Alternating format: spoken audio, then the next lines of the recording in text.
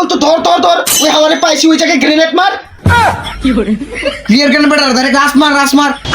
ওই যে রাত 8টা বাজে ঢুকছি ও রাত 2টা বাজে ও না আমার ভিতরে ফ্রি ফায়ার খেলে কেমনে যে বাইরে যামু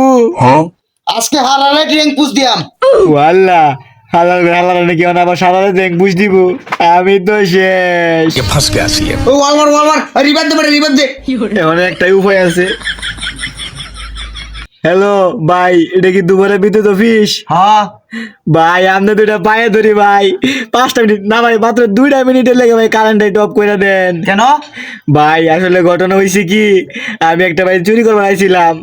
এই রাতে 8টা বাজে ঢুকছি ভাই ভাবছি কি কতক্ষণ করে মানে ঘুমাই যাবো পরে চুরি করে ভাগ্যে যাম ভাই রাতে 2টা বাজে গেছে ভাই অন আইডি ফ্রি ফায়ার খেলে